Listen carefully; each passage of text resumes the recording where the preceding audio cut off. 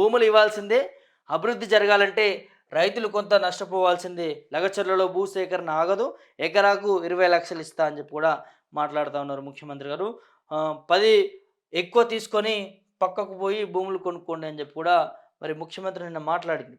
నిజంగా ఇది ఎంత బాధాకరమనంటే రైతులని హెచ్చరించే విధంగా, రైతులను బెదిరించే విధంగా 10 లక్షలు సరిపోకపోతే ఇంకో 10 లక్షలు ఇస్తా, పక్కకు వెళ్ళి భూములు కొనుక్కోండి, ఇలా భూములు తీసుకోవాల్సిందంటూ కూడా లగచర్లలో భూసేకరణ ఆగదు, ఎకరాకు 20 లక్షలు ఇస్తా అని చెప్పి కూడా ఓపెన్ స్టేట్మెంట్గా చెప్పడం జరిగింది. అంటే ఎవరు అడ్డొచ్చినా ఏం చేసినా కూడా భూములు తీసుకునేదే, భూములు తీసుకోవడం అయితే ఆగదు అని చెప్పి క్లియర్ కట్గా ముఖ్యమంత్రి గారు నిన్న ఆయన సభల్లో మాట్లాడుతున్నటువంటి అంశాన్ని చూసినాం. 3 లక్షల ఎకరాలల్లో 1300 ఎకరాలు తీసుకుంటే తప్పేంది, మాయమాటలు నమ్మితే అనవసరంగా జైలు పాలవుతారు, మీ వాళ్ళు జైల్లో ఉన్నా నేనేం చేయలేనంటూ కూడా నా మీదే కేసులు ఉన్నాయని చెప్పి కూడా నిన్న రేవంత్ రెడ్డి మాట్లాడినటువంటి అంశం. అడ్డుకున్నోళ్ళను తొక్కుకుంటూ పాలమూరుకు నిధులు తెస్తా అని చెప్పి పాలమూరు రైతు పండుగలో ముఖ్యమంత్రి రేవంత్ రెడ్డి సీఎం సభలో కుర్చీ కోసం ఎమ్మెల్యేల వెతుకులాట అని చెప్పి కూడా నిన్న జరిగినటువంటి ఇదే సంఘటన. ఇవాళ పాలమూరుకి ఎవరు అడ్డొచ్చినా తొక్కుకుంటూ పోతామంటా ఉన్నారు. పాలమూరుకి ఎవరు అడ్డు రారు, మీకు మీరే అడ్డొస్తారు. మీరేదో స్టేజ్ల మీద గొప్పగా మేము అభివృద్ధి చేస్తాము, మేము తీసుకొస్తామని చెప్పి మాట్లాడుతూ ఉన్నారు. కానీ మీరు తెచ్చింది లేదు, ఇచ్చింది లేదు. సంవత్సరం అవుతుందా మీ పాలమూరుకి కొడంగల్కి? ఏం చేసిర్రు మీరు? ఏం చేసిర్రు? ఎప్పుడు చూసినా పాలమూరుకి ఇది చేస్తా, లేకపోతే నాది పాలమూరు బిడ్డను, నేను నేను ఈ ఈ మట్టిలో పెరిగినటువంటి బిడ్డను, మీ బిడ్డను, మీ అన్నను అని చెప్పి మాట్లాడుతూ ఉన్నారు కదా. ఏం చేశారండి? మీ జిల్లాలోనే, మీ ఉమ్మడి జిల్లాలోనే రుణమాఫీ కాని రైతులు చాలామంది ఉన్నారు. చాలామంది ఉన్నారు. ఇవాళ భూములు తీసుకుంటా, ఎవరు అడ్డొస్తారు, ఏది చేస్తా అని చెప్పి నువ్వు అంటున్నావు. మరి నీ బిడ్డలకి నువ్వు అన్యాయం చేస్తా ఉన్నావు కదా. 10 లక్షలు కాదు 20 లక్షలు ఇస్తా అని చెప్పి కూడా ముష్టి చేసినట్టు మాట్లాడుతా ఉన్నావు నువ్వు. ఎంత బాధాకరం, రైతులను కించపరిచే విధంగా. 25,000 ఉద్యోగాలు ఇస్తారట. ఏమి ఇస్తారండి వాళ్ళు 25,000 ఉద్యోగాలు? ఏ రకాన్ని ఇస్తారు? భూములు తీసుకొని ఇది ఇస్తాం, అది ఇస్తామని చెప్పి ఆశపెట్టి వాళ్ళని అక్కడి నుంచి పంపించి వాళ్ళకి అన్యాయం చేసే దిశగా మీరు చేద్దాం అనుకుంటున్నారా?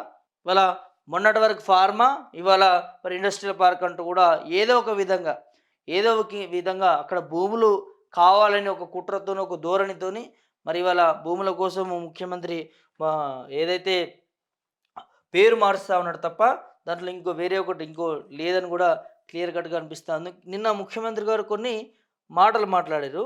అవి ఒకసారి మీకు వినిపించే ప్రయత్నం చేస్తా. కష్టం తప్పట్లు కూడా కొట్టండి, డప్పులు లేవానే మా మాదిగ సోదరులారా, డప్పు సప్పుడు వినిపించాలి, గట్టిగా వినిపించాలి. మన జిల్లానే మాదిగోళ్ళ జిల్లానే, కొట్టూరి గట్టిగా. ఓపెన్ స్టేట్మెంట్గా ముఖ్యమంత్రి గారు మాట్లాడే మాట నేనా ఇది? అంటే ఎవరిని అగౌరవపరచాలని చూస్తూ ఉన్నారు? అంటే డప్పులు కొడితేనే, చప్పట్లు కొడితేనే నిధులు తీసుకొస్తారా మీ వాళ్ళు? మీ మంత్రులు మీరందరూ కూడా అంటే మీకు ఒత్తాసు పలకల్లా? మీకు చప్పట్లు కొట్టి ఇచ్చేసి మాకు నిధులు ఇవ్వండి, మాకు కావాలని అడుక్కోవాలా? ఇంత చిత్తశుద్ధి లేకుండా ముఖ్యమంత్రి ఉన్నారు, మీరు సీఎం హోదాలో ఉన్నారు, ఓపెన్ స్టేట్మెంట్గా మన జిల్లానే ఇది అని చెప్పి కూడా అగౌరవపరిచే విధంగా మాటలు మాట్లాడతారా? అసలు తెలిసి మాట్లాడతారా, తెలియక మాట్లాడతారా అని అర్థం కాదు. వాడికి భయపడితే ఇంత దూరం నేను రాను. నేను పుట్టింది పెరిగింది నల్లమల్ల అడవుల్లో బిడ్డ. మేము పులులను చూసినాం, అడవిలో ఉండే మృగాలను చూసినాం, తొడేళ్లను చూసినాం.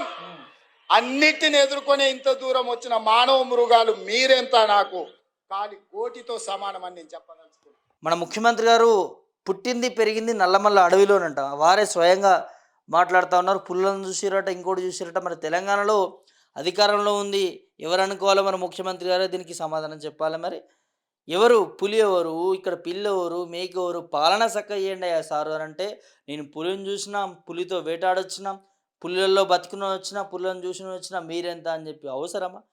ఏమైనా ప్రతిపక్షాలు మీకు అభివృద్ధి చేయడంలో మీకు ఏమైనా ఇబ్బంది పడితే చెప్పండి, లేకపోతే ప్రతిపక్షాలు ఏమైనా అవినీతి చేస్తే బయటకు తీసుకురండి. ఇలా స్టేజ్ల మీద గొప్పగా పెద్ద పెద్ద మాటలు మాట్లాడితే అబద్ధాలు నిజం కావు కదా. ఎంత వస్తా అంత ఆ ప్రాంత బిడ్డగా మాట్లాడుతూ ఉన్నావు, గుంపు మేస్త్రీలు ఇట్లా అట్లా అని చెప్పి. ముఖ్యమంత్రి గారు, మీరు ఆ ప్రాంత బిడ్డ ఎవరు కాదనట్లేదు.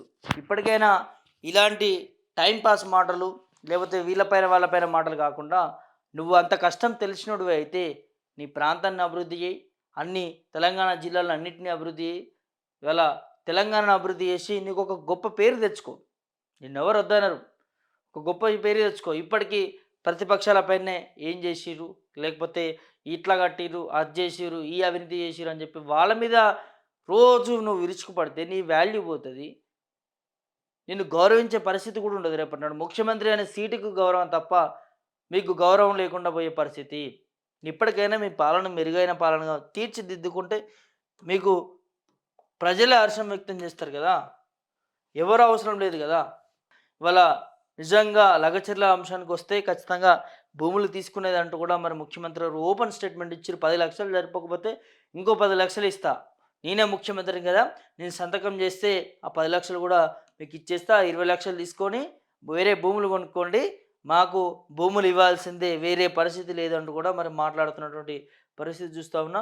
మన జిల్లానే మాదిగొల్ల జిల్లా కొట్టుర్రి గట్టిగా అని చెప్పి కూడా నిన్న అదే సభలో మాట్లాడినటువంటి అంశము. ఈ జిల్లాకు నిధులు ఇచ్చేందుకు మంత్రులంతా సంతకం పెట్టే ముందు మన సప్పట్లు వాళ్ళకు వినిపించాలి. కొట్టుర్రి సప్పట్లు బాగా మీ సప్పట్లే వాళ్ళకు విజ్ఞప్తులు, డప్పు సప్పులు గట్టిగా వినిపించాలి. మన జిల్లానే మాదిగొల్ల జిల్లానయ్యా కొట్టుర్రి గట్టిగా అని చెప్పి కూడా నిన్న ఆ జిల్లాకి అవమానించే విధంగా అంటే సప్పట్లు కొడితే వాళ్ళ కృతజ్ఞతగా ఉంటుందట. అంటే ఒక ముఖ్యమంత్రిగా ఉన్నాడు మన ముఖ్యమంత్రి గారు. ఈ విధంగా మాట్లాడడం కరెక్టేనా? ఈ విధంగా అంటే సపోర్ట్‌లు కొడితే మీరు నిధులిస్తారు. సపోర్ట్‌లు కొడితే మీకు ఆహ్, సీట్లొస్తాయి. సపోర్ట్‌లు కొడితే మీకు పదవులొస్తాయి. అంటే పదవుల కోసం వీటి కోసం సపోర్ట్‌లు కొట్టుకుంటూ ఉండాలా? మళ్ళీ ఇంకోటి జిల్లాను అవమానించే విధంగా, ఆ బిడ్డలను అవమానించే విధంగా డప్పులు కొట్టుర్రు అని చెప్పి ఇంత ఘోరంగానా? ఖచ్చితంగా ఇది కరెక్ట్ వే కాదు ముఖ్యమంత్రి గారు. ఇది కరెక్ట్ వే కాదు. ఇలాంటివి మానుకుంటే మరి ముఖ్యమంత్రికి మంచిది.